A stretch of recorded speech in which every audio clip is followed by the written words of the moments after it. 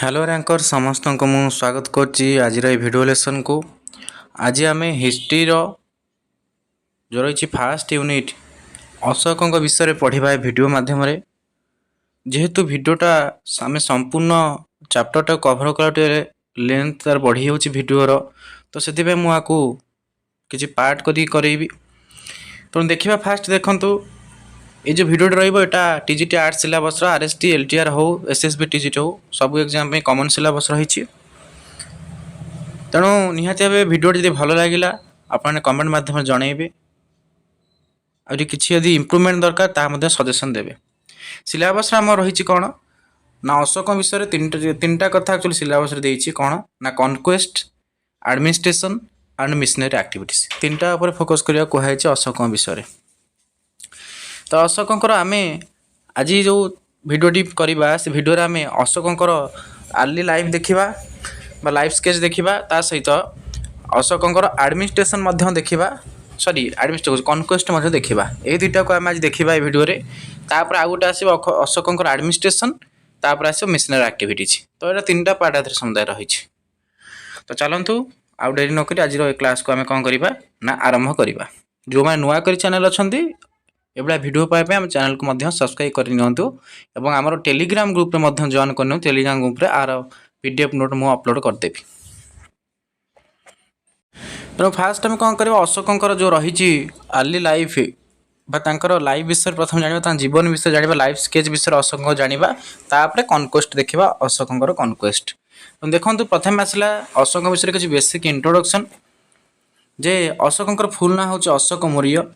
आउ डायनेस्टी है मौर्यन डायनेस्टी मौर्य वंशर से राजा आउ बापा ना था बिंदुसार तेणु मन रखिए बापा ना था बिंदुसार आउ जेजे बापा ना था चंद्रगुप्त मौर्य तेणु चंद्रगुप्त मौर्य पुओ थे बिंदुसार आर समय है केते ना पीरियड है 268 बीसी रु 232 बीसी तो 268 ख्रीष्टपूर्व 232 ख्रीष्टपूर्व था समय और राजनीति समय कहार ना अशोक तेणु यहाँ तो ये कथा देती शासन करने समय कथा कहुई जन्म समय नुह 268 232 ख्रीष्टपूर्व राजत्व समय कथा कहुई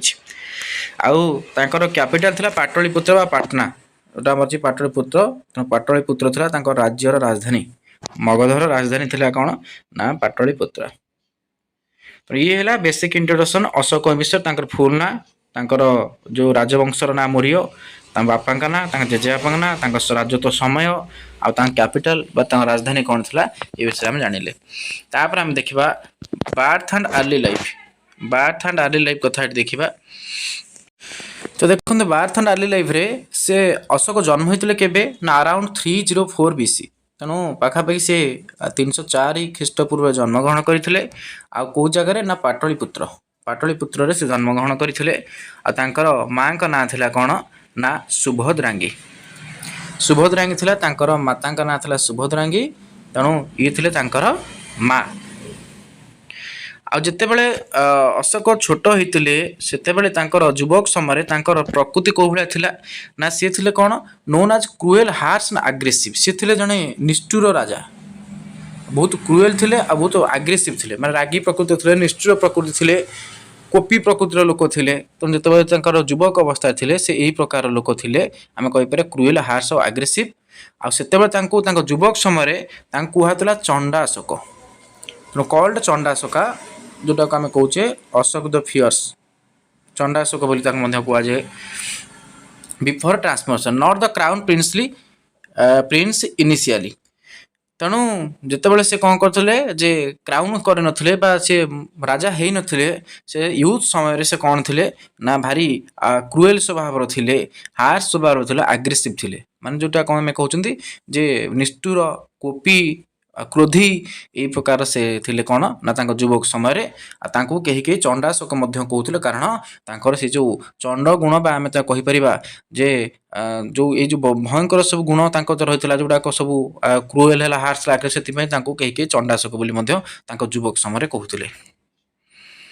तापर नेक्स्ट देखु स्ट्रगल फॉर थ्रोन तापर कौन है जिते बापा एज होगला से बापा राज सिंहासन छाड़िया प्रस्तुत हो गले पुओ किए जन हम जे बिंदुसार पुओ बिंदुसार थे ये जो अशोक बापा तेणु स्ट्रगल फॉर थ्रोन थ्रोन मान मुकुट राज सिंहासन में मुकुट पाइबापी आम सीधा साल कहीपर राजा हाँपाई से अशोक अशोक कौन करा पड़ा ना स्ट्रगल करा पड़ा स्ट्रगल करा पड़ा कौन ना आफ्टर बिंदुसार डे जिते बापा देहांत होगला बापा मृत्यु मुखर पड़े there was a succession struggle से उत्तराधिकारी निमंते गोटे संघर्ष आरंभ होगा भाई मान भितर जे अशोक आउ जो मैंने भाई थे भर कौन कराला कहल जे गोटे संघर्ष स्टार्ट होगला जे किए राजा हम भितर गोटे संघर्ष लगिला बुझे ना तो Ashoka reportedly eliminated many brothers traditional state 99 brothers but exaggerated तेणु कथार गोटे प्रथा शुणा जाइए कथा जे अशोक पाखापाखि अनेशत भाई को मारी दी बोली शुणा जाइए कथा किंतु ट्रेडिशनल कथा कहुई किंतु आर कौन सोर्स सेमती लिखित आकार ना अच्छी किंचित सोर्स किसी रही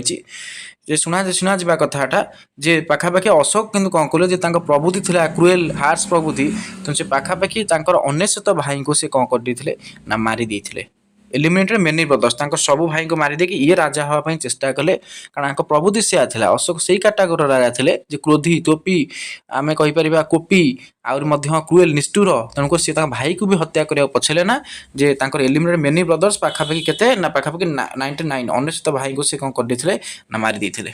आउ सब बड़ कथा सी राजा केवे हेले ना 268 तो 268 ख्रीष्टाब्द से कौन हेले ना 268 ख्रीष्ट पूर्व बीसी अच्छे बिफोर ख्रीष्टियरा से कौन करते ना राजा हेले ये गोटे इंपोर्टाट एमसीक्यू हम जे केवे राजा सिंहासन आरोहण कले 268 से कौन कले राजा सिंहासन आरोहण कले किए से ना अशोक तापर आम कौन कर देखीदबा जे तांकर जो रही मैरेज आ फैमिली लाइफ अशोक जीवन आम जाना यहाँ एक्चुअली देखो अशोक लाइफ विषय देनी किंतु जेहेतु अशोक चैप्टर पढ़ा जीवन तो पढ़ा पड़ो अल्प बहुत तापर आम कनक्वेस्ट बसला अवसर अच्छी पढ़ा तापर को अच्छी आमर एडमिनिस्ट्रेशन पढ़ा आ मिशनरी एक्टिविटीज पढ़ा तो देखो मैरेज लाइफ जे वाइफ्स ऑफ अशोक वाइफ 2-3 जन खंड थे 4 जन पाखापाखि थे देखो प्रथम अच्छे देवी जो महादेवी जहाँ कहे बेदिशा महादेवी ये थे जन स्त्री फ्रॉम विदिशा ये विदिशार कन्या थे विदिशा राज्यर कन्या थे आ मदर ऑफ महेंद्र आ संघमित्रा अशोकंकर 2टा गोटे पुओ गोटे झील थे देवी जन्म होते जो राणी बेदिशा महादेवी अच्छा माने से स्त्री गोटे पुओ झी होता पुओं ना था महेंद्र आ संघमित्रा था झील ना तेणु देवी थी अशोकंकर स्त्री आ जोटा आम कहे बेदिशा महादेवी कहुए जी फ्रॉम विदिशा विदिशा राज्यर से थे कौन ना माने विदिशा राज्यर से कन्या है तापर देखु तापर कारुबेकी कारुबेकी जन अच्छा कारुबेकी हूँ only queen mention in Ashokan inscription यही जो रानी कथा जे अशोक जो इनस्क्रिप्शन बा खोदित लिपि अच्छी इनस्क्रिप्शन जो लिखाई लिपि गुड़िक से ही खोदित लिपि रे यही रानी विषय ही कारुबेकी कथा ही वर्णना कराई अन्य क्या कथा लिखाई ओनली क्वीन कथा कहला ओनली क्वीन माने ये गोटे रानी कथा ही अशोकंकर जो खोदित लिपि अच्छी से वर्णना कराई ना है कौन ना कारुबेकी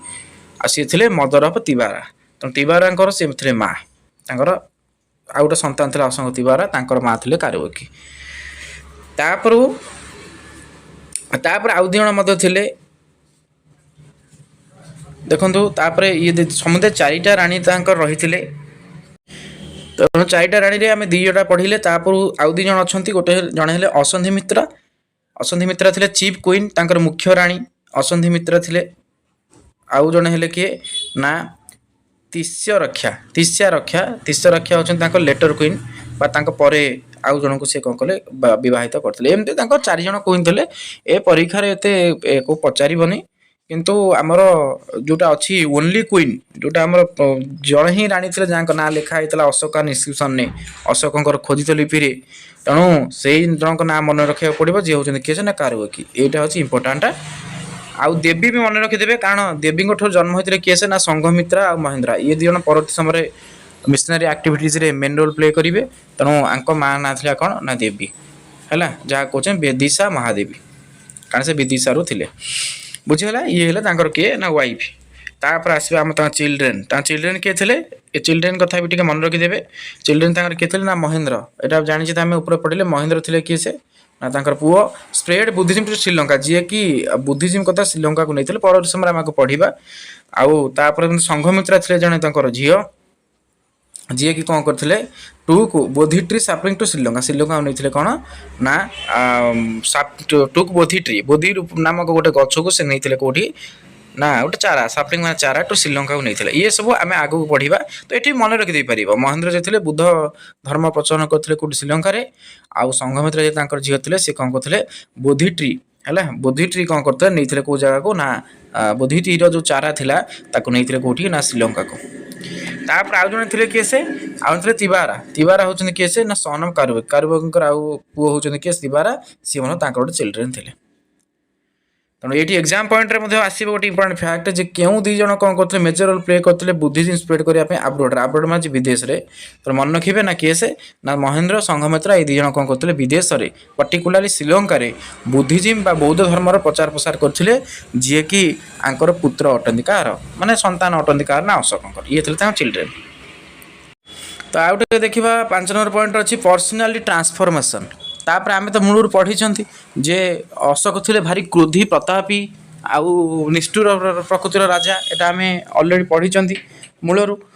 किंतु ये देखा जे पर्सनाली ट्रांसफॉर्मेशन जे तांका लाइफ रे गोटे बड़ परिवर्तन आसला अशोक लाइफ रे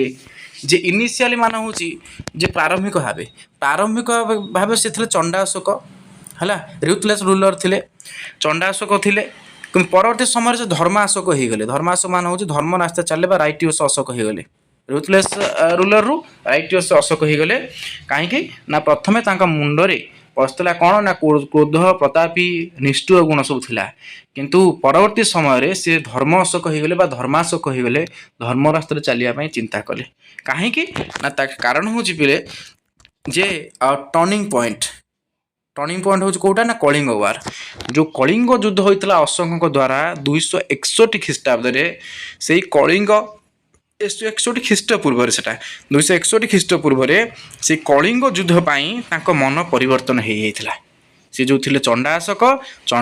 रु गले धर्माशोक जो खराब रास्ता चलुले निष्ठुर कार्य करते भाई मान हत्या करते क्या अपहरण करते कौ राज्य को राज्य को क्या हत्या कले ये सब कार्य करुले आगुरी चंडा अशोक थे कि कलिंग युद्ध पर गोटे परिवर्तन आसला अशोक सी गले धर्माशोक तो से कलिंग वार कहुए टर्निंग पॉइंट माने गोटे मोड़ अशोक लाइफ रे गोटे मोड़ होगा गोटे टर्निंग पॉइंट रूप कार्य कला जो कलिंग युद्ध होता के 261 ख्रीष्टपूर्व है कहीं केमती है ना वार एगेन्स्ट कलिंग जे कलिंग विरुद्ध से युद्ध करते किए से ना अशोक जोटा प्रेजेंट ओडिशा कलिंग कहले ओडिशा बुझे ओडिशा विरुद्ध से युद्ध करते मासिव डिस्ट्रक्शन कले बहुत क्षयक्षति होता पाखापाखि 1 लाख किल्ड जे लक्ष लोक से युद्ध में मरी जाते आउ कौन है 1.5 लाख डिपोर्टेड आहत होते पाखे 1,50,000 लोक से कौन आहत होते है तेणु अशोक कौन कले अशोक फेल्ट डीप रिमोर्स गभीर मर्माहत हेले अशोक या देखिए जे मुझे लक्ष लोक मारिदेली 1.5 लाख लोक आहत करदेली रक्तर बन्या होगा से युद्ध में कलिंग युद्ध में यही कथा अशोक देखला भर परिवर्तन आसला सी मन मन भाविले मुझे केते बड़ गोटा भूल करदेली तेणु से कौन है गोटे पर्सनाली ट्रांसफॉर्मेशन आसला ट्रांसफॉर्मेशन माने कौन सी थिले आगुरी चंडा अशोक परिवर्तन ट्रांसफॉर्मेशन हो गले कौटी की ना धर्माशोक कौथि आंसर कलिंग वार कलिंग युद्धर जो भयावहता को देखिकी कलिंग युद्ध पर युद्ध सरीगला देखिले जो रक्तर नदी जो केते लोकंकर मृत्यु तांको सेटा गभीर मर्माहत कला जहाँफल कि सी कौन कले ना परिवर्तन हो गले देख से कलिंग युद्ध जो है तापर रिजल्ट कौन आसला से कलिंग युद्ध पर रिजल्ट कौन आसला ना रिजल्ट आसला गेव अफ भाउलेंस गेव अफ मान साक्रिफाइस से कौन कले भाउलेंस बा हिंसा को परित्याग करदे साक्रिफाइस करदे गेव अफ करदे जे मु आउ हिंसा करी ना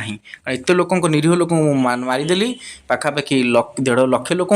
तेणु से कौन कले अनुताप कले गेव अफ भाउलेंस से कौन कले हिंसा को त्याग करदे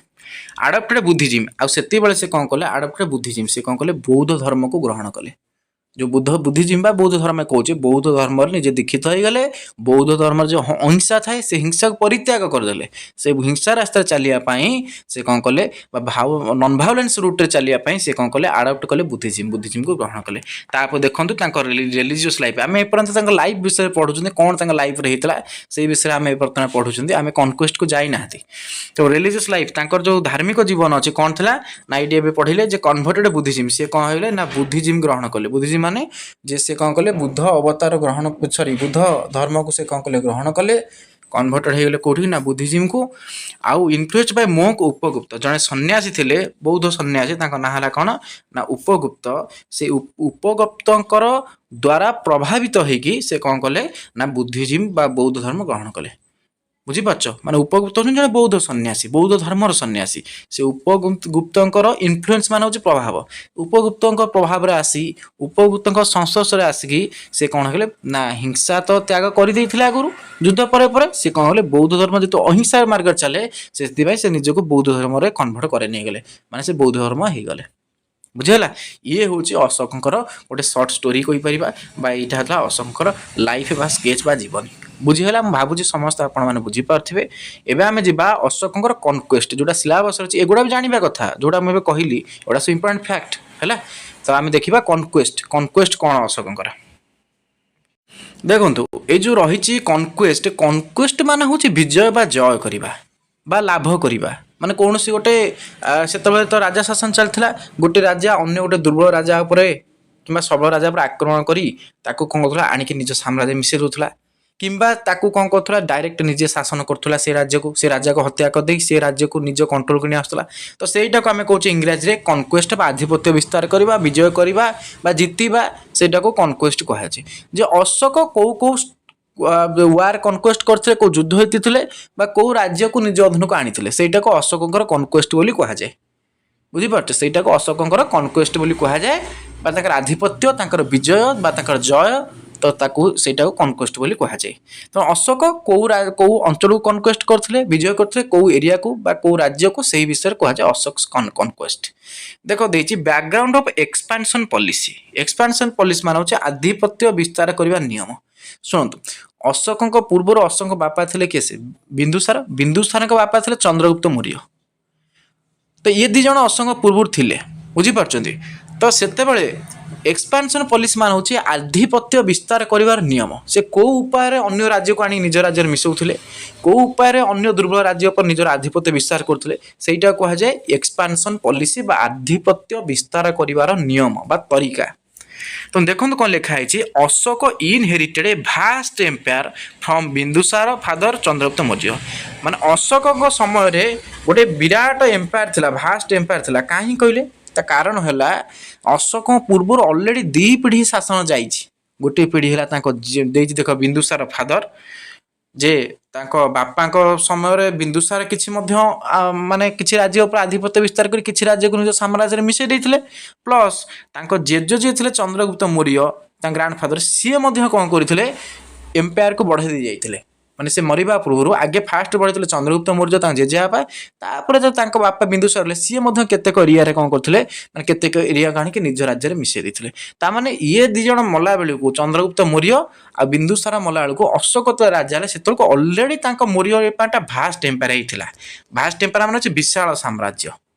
से कौट पाइले विशाल साम्राज्य से इनहेरिट करते कौ जगार बिंदुसार चंद्रगुप्त मौर्य एम करदे अलरेडी जाइए तेणु अशोक एम्पायर विराट एम्पायर होता अशोक बेलू कारण जेजे जेजे आउ जो रही निज बापा एमाने अलरेडी कौन करते ना एक्सपेंशन कर दी जाते एम्पायर को माने बढ़े दे जाते अन्य राज्य को मिसई साम्राज्य विस्तार कर दे पड़े जाते बुझीगला तो तापर देखो कौन लिखा है next point Mauryan policy before Ashok तो राजा होते पूर्वर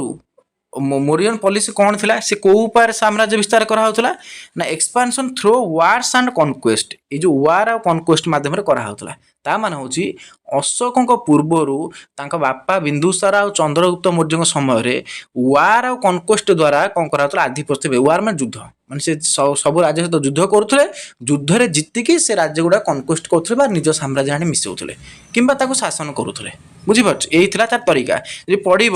जे अशोक पूर्वर कौ पॉलिसी द्वारा कौ मेथड रे मोरियन पॉलिसी रो एक्सपेंशन कौन होता बढ़ी बढ़ी चलता ग्रोथ करुला से पॉलिसी वार्स युद्ध द्वारा ही करा होता अशोक पूर्व जेजेबापा बापा युद्ध द्वारा वार द्वारा कॉन्क्वेस्ट करते Ashoka initially followed the same imperialist policy जितेबाला जेजेबापा आउ सी जेजेबापा आउ बापा दी जन जाक से पॉलिसी करुले युद्ध को आपणुले अशोक इनिशियली अशोक प्रारंभिक भाव जो राजा हेले से सेम इंपेरियलिस्ट पॉलिसी को फॉलो कले जे मो जेजेबापा मो बापा युद्ध करके राज्य साम्राज्य जितुले मुझे ठीक से भाया मुझे कौन करी इंपेरियलिस्ट पॉलिसी फॉलो करी। इंपेरियलिस्ट पॉलिसी मतलब साम्राज्य विस्तार करने तरीका क्या मध्यम ना वार मध्यम। अशोक भी से चाहिए मुझे कौन करी जे मो जेजेबापा मो बापा जमी साम्राज्य विस्तृत युद्ध द्वारा मुझे यहाँ अशोक मन में रही है बुझीपार। तापर देखो आर्ली कनक्वेस्ट ऑफ अशोक जो अशोक राजा हेले आर्ली कनक्वेस्ट प्रथम से कौ राज्य को जय कले आर्ली कनक्वेस्ट है फास्ट आर्ली माने प्रारंभिक विजय से कौ आधिपत्य कौ कौ राज्य विस्तार कर देख देती। आफ्टर बिकमिंग किंग 268 BC 268 ख्रीष्टपूर्व से राजा है पर Ashok strengthened control over existing territories जो गुड़ाक आगुरी राज्य था एक्जिस्टिंग टेरिटोरी था से कंट्रोल टाक आउरी स्ट्रेंथ करेले। स्ट्रेंथ कले माने आउटे दृढ़ भाव से राज्य को कंट्रोल करने चेष्टा करे जोड़ा आगुरी सब थिला एक्जिस्टिंग टेरिटोरी मान होची पूर्व भूखंड जो भूखंड गुड़ा आगो बापा जगह कर आउटे कौन कले कंट्रोल टाक स्ट्रेंथेन कले। कंट्रोल मान होची जोटा आम कहे कौन कहते ओडिया कंट्रोल मान होची कंट्रोल ओडिया मो निजर भी मन पड़नी गोटे जिन कंट्रोल करवा कंट्रोल करे कौन टे भाविया पड़े सॉरी नियंत्रण देखिपारे गोटे सेकेंड लगे भाई कि मन पड़नी से वर्डटा स्ट्रेंथेन कंट्रोल ओवर नियंत्रण करवा। तेणु जो थिला एक्जिस्टिंग टेरिटोरीज जो थिला मूल भूखंड को से जो राजा हेले ताकू बेसी कंट्रोल माने आउटे भलसे स्ट्रेंथ भाव कंट्रोल करने स्ट्रेंथेन कंट्रोल आउटे कंट्रोल को आउटे हार्ड करने से चेष्टा करते प्रथम पॉसिबली सप्रेस्ड रिवोल्ट आउ केतेक जगह समय रिवोल्ट भी होता। रिवोल्ट माने कौन कहले जे आंदोलन रिवोल्ट मान हूँ आंदोलन आम कहीपर विद्रोह जमीक एग्जाम तक्षशिला कौन होता ना विद्रोह होता से समय तो से विद्रोह को सप्रेस करते तो चपे देते जो विद्रोह होता से राजा भर कौन कारण गोटे अंचल विद्रोह होता है समय अशोक सक्सेसफुली कौन करते सप्रेस करते सप्रेस मान हूँ बंद करवा से रिवोल्ट को है। तेणु ये है जो प्रारंभिक भाव से राजा हेले ये कम कले जो एक्जिस्टिंग टेरिटोरी थिला माने पूर्व अर्जित जो भूखंड थिला से कौन कले कंट्रोल टाक स्ट्रेंथेन करेले माने भल से पूरा दृढ़ भाव नियंत्रण करने से राज्य चेष्टा कले। प्लस जो अंचल सब सप्रेस्ड ना जो अंचल सब रिवोल्ट होता आंदोलन होता से अंचल से कौन करते सप्रेस्ड कर दौले सप्रेस्ड मान से रिवोल्ट से सप्रेस्ड करोले जे केमी आंदोलन न हो विद्रोह विरुद्ध न हो पॉसिबल मेजर्स गुड़िक अशोक ग्रहण करते एटा तो फास्ट राजा हेले से कले। तापर कौन है nature of early rule. Nature of early rule माने से प्रथम तो राजा होते सी पूरा कौन आग्रेसिव एंड मिलिटारिस्टिक बहुत आग्रेसिव माने क्रोधी प्रतापी से थे कहीं चंडा अशोक थे ना तो से नुआ तो राजा होते बहुत प्रतापी थे आग्रेसिव आ मिलिटारिस्टिक आ सब कौन करते अस्त्र शस्त्र नजर था जे जदि किए आक्रमण कला कौन कर ना मारदि माने मिलिटारी प्रयोग कर मिलिटारिस्टिक मान हूँ जे जोटा आम कहे ये स्तर में माने मारणास्त्र जो अस्त्र अस्त्र द्वारा ही मुकाबला करने से सब चेष्टा करुले बुझे फॉलोड बाय ट्रेडिशनल दिग्विजय आउ मनरे गोटे जिनस कौन ना फॉलोड बाय ट्रेडिशनल दिग्विजय कहले से सब चाहूले जे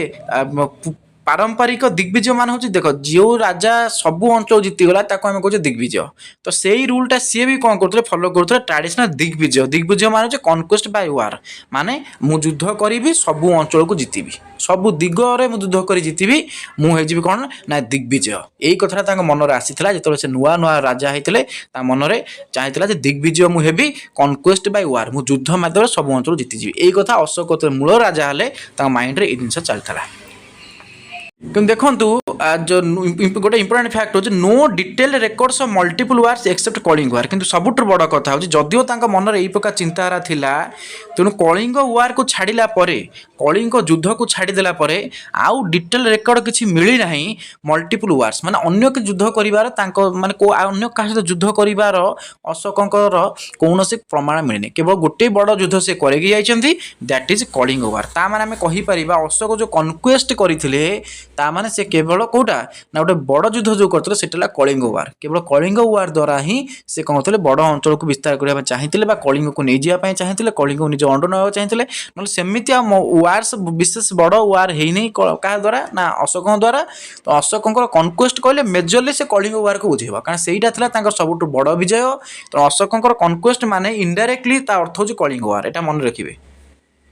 अशोकଙ୍କର कनक्वेस्ट मान हूँ जो अशोकर विजय इनडायरेक्टली तार अर्थ हूँ कलिंग वार कथा जदिव लिखा नहीं कि से कनक्वेस्ट सहीटा ही कारण से मेजर कनक्वेस्ट था आ फास्ट एंड लास्ट वार था प्रथम आ शेष युद्ध चला सी युद्ध आ कले ना से परिवर्तन हो गले बुझीगला तो ये आमको कौन करा पड़ो कलिंग युद्ध पढ़ा पड़ो कारण सहीटा ही कनक्वेस्ट जाऊँगी तो चलो देखा आम कलिंग युद्ध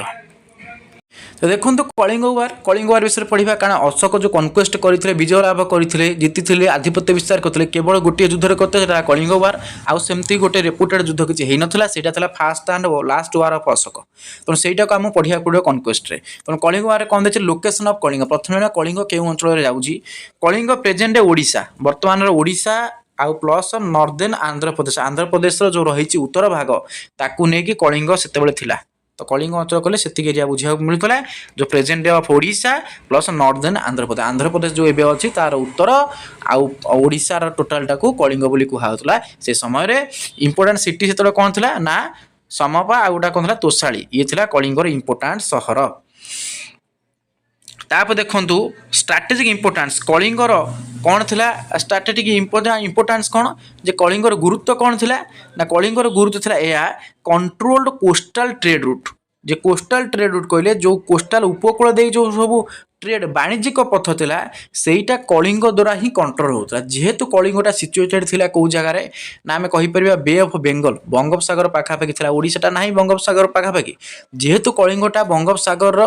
जोटा आम रही कोस्टाल एरिया उपकूल एरिया रही तेणु सामुद्रिक पथ बा ट्रेड रूट सामुद्रिक वाणिज्यिक पथ को यहाँ कंट्रोल करूला ये कलिंग कलिंग से कौन करूला जो जीवा आसवा समुद्र को समुद्र पथ को वाणिज्य कारबार कर सब कंट्रोल होता क्या जगह ना क्या द्वारा होता ना कलिंग द्वारा होता कहीं ना कलिंगटा जेहेतु सिचुएटेड होता कौ जगह ना कोस्टाल एरिया पाखे ना कोस्टाल एरिया ही जाऊला उपकूलवर्ती अंचल समुद्र कूलवर्ती अंचल जाऊला आउ गोटे कथा located between Magadh and south India आउ यहीटा मगध आउ साउथ इंडिया आर मझीरे रही जाता माने साउथ इंडिया आ मगध मगध कहले बिहार को बुझाऊँ तो बिहार आउ साउथ इंडिया मझीरे रही जाता दक्षिण भारत आ मगध मगध कहले बिहार आ मझीरे ही रही जाऊँगी किए से ना कलिंग तेणु ये आउ गोटे तार इंपोर्टान्स आर कलिंगर से कौन था कैपिटल ना तोशाली कलिंगर कैपिटल कौन ना तोशाली तापर आसला डेट ऑफ कलिंग वार केबे होता ना फाउंड इन 261 BC 261 ख्रीष्टपूर्व होता मोस्ट इंपोर्टाट डेटा मन रखिए during 8th year of Ashoka ceremony जितेबाला अशोक कौन कले ना आम जानते अशोक 268 कौन कले सिंहासन आहरण कले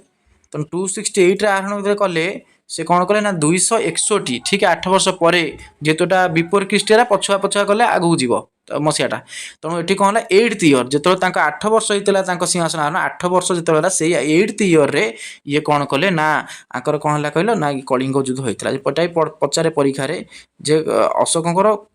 कौ रेनाल ईयर कलिंग युद्ध होता ना 8th रेनाल ईयर 8म वर्ष जो से सिंहासन आहरण कले ठीक 8 वर्ष पर 8 वर्ष जो चलता से 8 वर्ष 8th रेनाल ईयर से कौन होता ना कलिंग युद्ध होता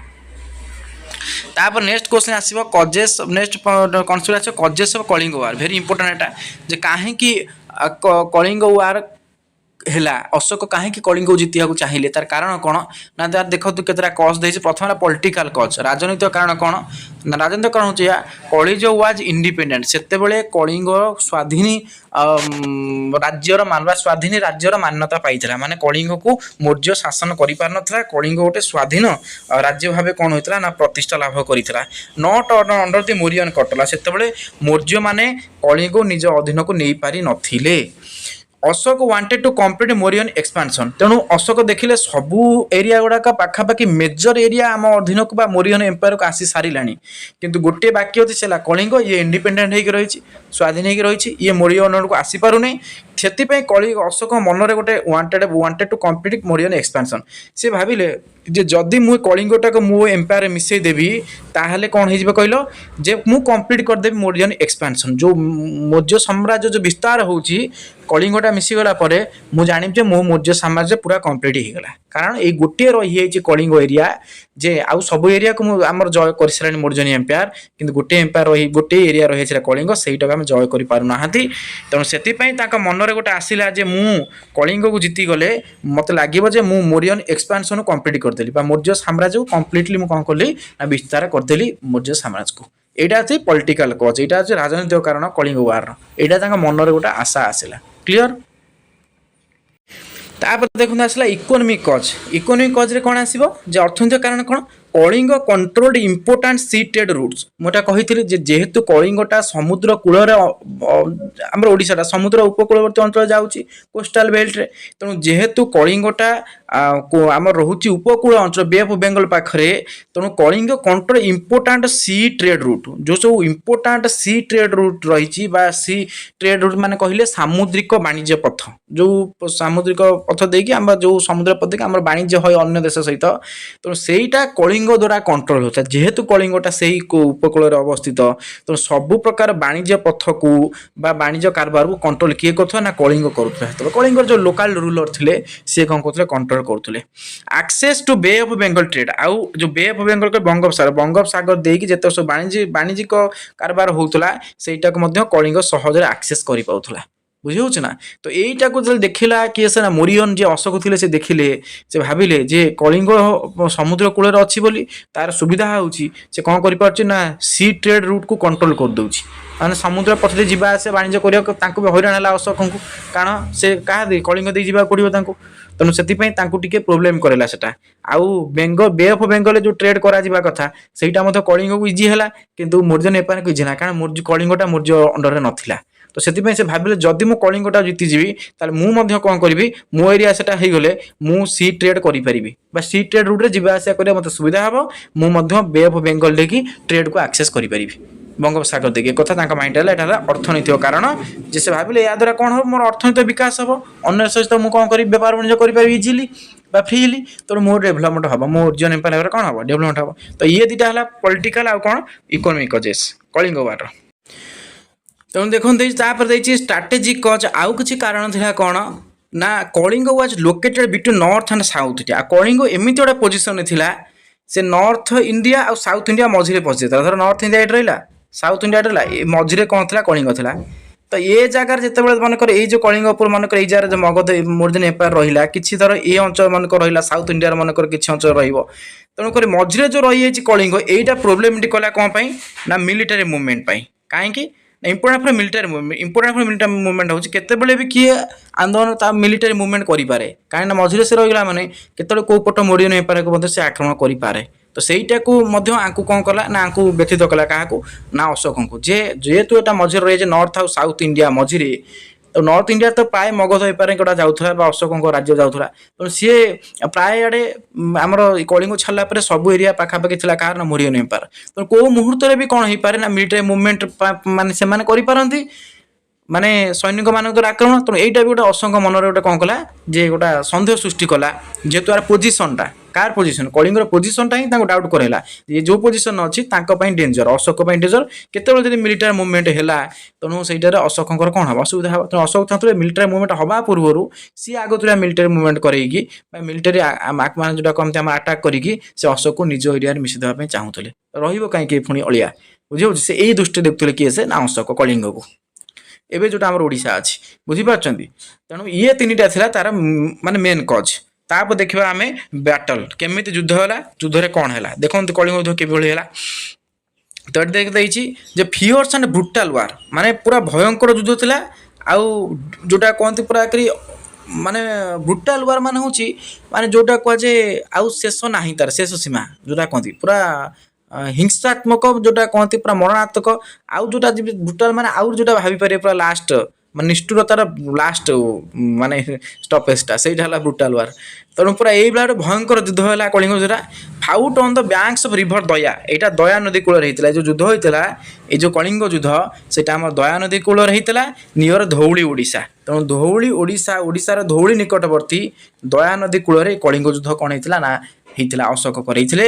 ଆଉ ମୌର୍ଯ୍ୟନ୍ ଆର୍ମି ୟୁଜ୍ ଟୁ, ସେତେବେଳେ ମୌର୍ଯ୍ୟ ଯେଉଁ ସୈନିକମାନେ ଥିଲେ ସେମାନେ କ'ଣ ବ୍ୟବହାର କରିଥିଲେ ନା ଇନଫାଣ୍ଟ୍ରି, କାଭଲାରୀ ଆଉ ୱାର୍ ଏଲିଫାଣ୍ଟସ୍। ମାନେ କାଭଲାରୀ ହେଲା ଆଉ ୱାର୍ ଏଲିଫାଣ୍ଟସ୍ ମାନେ ହେଉଛି ଯୁଦ୍ଧ ପାଇଁ ହାତୀ, ଇନଫାଣ୍ଟ୍ରି ମାନେ ସବୁ ବଳ ସେମାନେ ନେଇ ଆଇଲେ। ଆମର ଯେତେଗୁଡ଼ା ସବୁ ରହିଛି ଆମର, ତେଣୁ ଯେତେଗୁଡ଼ା ରହିଛି ଆମର ଯେଉଁ କ'ଣ ନା ତିନି ପ୍ରକାର ଯେଉଁ ରହିଛି ଦେଇଛି ଯେ ମୌର୍ଯ୍ୟ ଆର୍ମି କ'ଣ କ'ଣ ବ୍ୟବହାର କଲେ, ଇନଫାଣ୍ଟ୍ରି ୟୁଜ୍ କଲେ, କାଭଲାରୀ ୟୁଜ୍ କଲେ, ୱାର୍ ଏଲିଫାଣ୍ଟ ମାନେ ହେଉଛି ଯେଉଁ ଯୁଦ୍ଧ ପାଇଁ ଯେଉଁ ହାତୀ, ସେ ହାତୀ ଗୁଡ଼ିକୁ ସେ କ'ଣ ବ୍ୟବହାର କଲେ, आउ कौन करते काभ्लारी काभ्लारी मान हूँ जो घोड़ा द्वारा युद्ध करेंगे घोड़ा चढ़ी से व्यवहार कले अशोक अशोक जो मोरिय आर्मी मैंने इनफैक्ट मान पादर चलिकी जो आर्मी मैंने आसती खंडा धरिकी तो से जो युद्ध कले तो तीन प्रकार आर्मी ये यूज कराला माने पद द्वारा काभ्लारी है घोड़ा द्वारा वार है हाथी द्वारा तो ये कौन कराला ना यही द्वारा कौन युद्ध कराला तो युद्धर कौन था परिणाम काजुआलिटी जे देखा काजुआलिटी माने भयता कौन था क्षतिपूर्ण कौन था युद्धर क्षतिर कौन था क्षति ना काजुआलिटी फ्रॉम रॉक 86 थाड़िया अशोक यहाँ परीक्षा बारंबार पड़ी यू ही उठी जाए तो ये जो कलिंग वार कथा अच्छी यहाँ कलिंग वार अशोक किसी शिलालेख थिला रॉक 80 मान हूँ पत्थर को फुटा होकर लिखाई तो सेटा को रॉक 80 कहुए यहाँ आम आगू पढ़ा जोटा आम मिशनरी एक्टिविटीज पढ़ा बुझीपार रॉक 80 एडमिनिस्ट्रेशन चैप्टर आम पढ़ा तो रॉक 80 मान हूँ शिलालेख अशोकंर विभिन्न प्रकार शिलालेख रही तेणु सी ये जो कलिंग युद्ध कथा लिखाई था कौ शिलालेख ना एक्स थार्ड आई मान 13 नंबर शिलालेख 13 नंबर शिलालेख कलिंग वार कथा वर्णना कर परीक्षा आरएस द्वितीय खंड पड़ी सीएसटी आरएस जे क्यों रॉक 80 कलिंग वार कथा डिस्क्राइब कराई तो आंसर हम रॉक 80 केते ना एक्स थार्ड आई अशोक डिस्क्राइब कराई ये जो कलिंग युद्ध काजुआलिटी कथा लिखाई कौन लिखाई ना पाखापाखि 10,000 ये 1 लाख हम भूल लिखाई है 10,000 आठ शून्य बसब 1 लाख लोक पाखापाखि कौन थे मरी जाते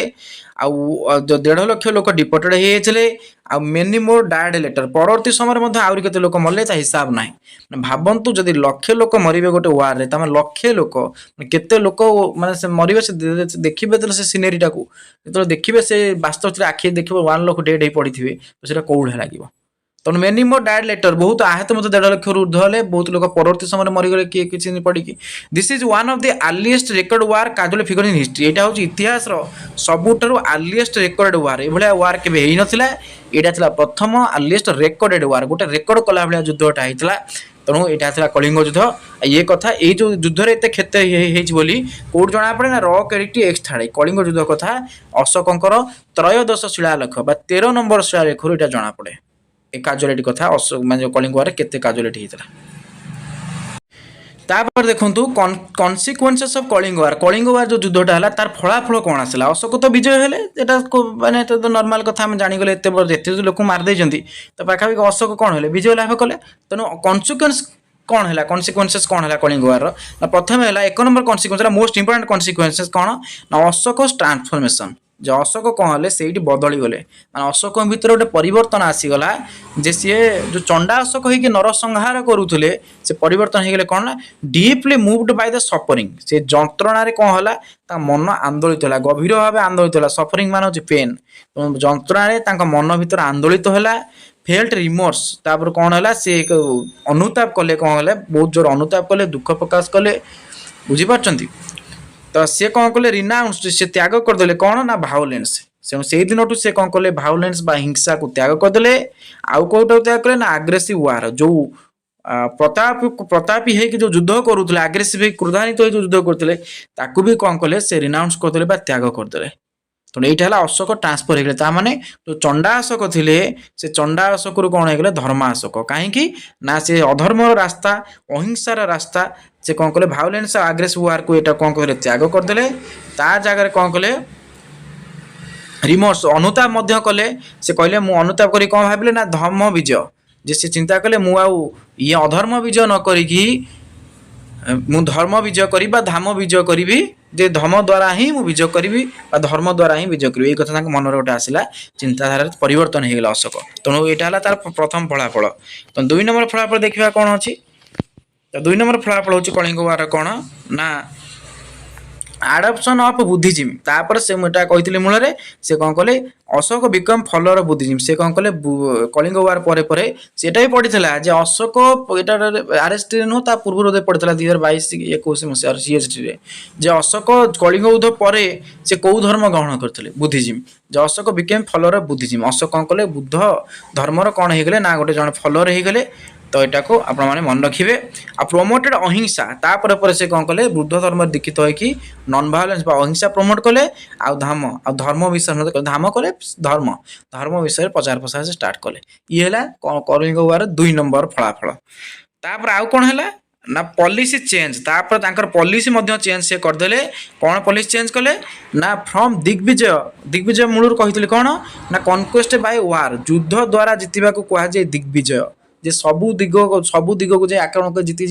सब अंचल को आक्रमण कर जीतीज युद्ध द्वारा कहुए दिग्विजय तेणु से जो मूल जो राज्य सिंहासन आरोहण कला बेले मन था दिग्विजय पलटि सब अंचल युद्ध को जीतीजी से दिग्विजय चिंताधारा से कौन कले चेंज करिकी से नुआ चिंताधारा आनिले मन से धाम विजय बा धर्म विजय आम जोटा कहवा धाम माने धर्म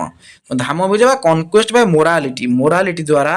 निजर नीति नैतिकता द्वारा जीतवा को से कौन कले धर्म विजय कहले तेणु सी कहले मु आज दिग्विजय करी ना कौ अंचल को युद्ध करी क्या हत्या करी ना ता जगार मु धाम विजय करी मान धर्म माध्यम जीतबी धर्म पथ अवलंबन कर जीतबी लोक हृदय कनक्वेस्ट बाय मोरालिटी कहले नीति और नैतिकता माध्यम मु विजय करी आउ एमती वार द्वारा कहा उपरे अत्याचार करी मु दिग्विजय करी ना तामें ये भी क्वेश्चन हम जे कलिंग पर अशोक कौन हो गले ना कौटा त्याग कर कौटा कौ पॉलिसी को आडाप्ट कले ना दिग्विजय त्याग कले साक्रिफाइस कले ता जगह धाम विजय को आडाप्ट कले है ये 3 नंबर कन्सिक्वेन्स फलाफल कलिंग युद्धर 4 नंबर है स्प्रेड ऑफ धाम आ सी खाली निजे धर्म विजय को कथा चिंता कले ना सी धर्म विषय स्प्रेड कले अन्य मानक कौन कले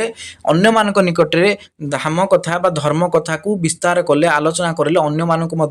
धाम पथर चलिया सी कौन कले ना प्रवर्ताइले देछि सेंट मिशनारीज तेणु यही जो धर्म पथर चलवाई से कौन कले विभिन्न प्रकार मिशनारी को पठेले कौ जगह को ना अलग अंचल को जे सब अंचल कौटी ना Sri Lanka central Asia south east Asia तेणु ये सब अंचल गुड़िक से धर्म कथा प्रचार कले मिशनारी माने जी थिले धर्म प्रवर्तन कर लोक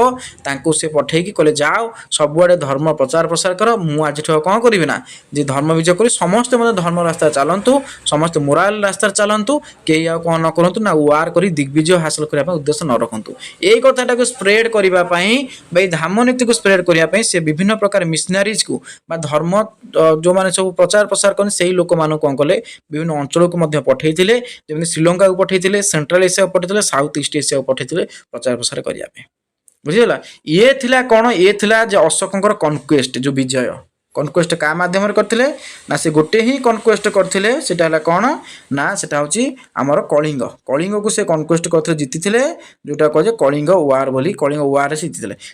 कलिंग वार जीति जी से कलिंग को धर्म पुलिस चलो तेणु से कलिंग को धाम रास्तार देखिए माने आउ अत्याचार कलिंग करेनि से कलिंग जदिव निज अधीन को नहीं जाए कि धाम पथरे धर्म पथरे शासन करने से कौन करेंगे चिंता करेंगे से दिन अशोकंकर परिवर्तन आसीज से चंडा अशोक धर्म अशोक बुझीपारे ये थिला अशोकंकर लाइफ आम कहली लाइफ कथा कहली प्लस अशोकंकर कनक्वेस्ट कथा कहली से कनक्वेस्ट कौ माध्यम कौ अंचल करते जे कनक्वेस्ट करने समय मुख्य थिला कनक्वेस्ट कर मुख्य वार थिला कलिंग वार सेटा थिला फास्ट और लास्ट वार आउ से युद्ध कले ना से गोटे युद्धर भयावता देखी से कौन कले निज परिवर्तन करते तो कनक्वेस्ट कहला माने कलिंग वार ही आसो तेणु कलिंग वार विषय क्वेश्चन आसो आपर जोटा अच्छी आम अच्छी एडमिनिस्ट्रेशन सेटा केमिति अशोक शासन करते से विषय जाना आ प्लस मिशनरी एक्टिविटीज अशोक समय कौ सब मिशनरी एक्टिविटीज कौ धार्मिक कार्यकलाप कौ धर्मनीति संपर्क परिवर्तन तो सेगुड़ा आम पढ़ा तेणु ये भिडियो ये बाट मुझे डिस्कसन कर अशोकंकर एडमिनिस्ट्रेशन गोटे भिडियो मुझे आनी कारण ये लंग भिडियोटा टी एडिट करने को सपोर्ट नौनी तो प्रोब्लेम हो मत तो से पार्ट पार्ट कर मुझे तो आपड़ा देखी दिंतु नोट चाहते नोट मतलब खातार आप करेंगे ना मुझे पीडीएफ टाक कौन करी अपलोड करदेवी कौटी टेलीग्राम रे तो नुआ को देखते चैनल को चैनल निहाती सब्सक्राइब करेंगे आउ वीडियो को मत लाइक करेंगे सब बड़ कथा आउ थे मन पकाऊँ जदि भिडियोटी भल लगे निहाती कमेंट देवे आउ जदि भिडियोटी किसी इम्प्रूवमेंट दरकार तार कमेंट माध्यम कहे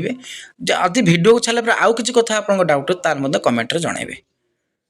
तो नेक्स्ट भिडियो पुणी कथा आउ किसी नुआ कथा शिखा जय जगन्नाथ धन्यवाद।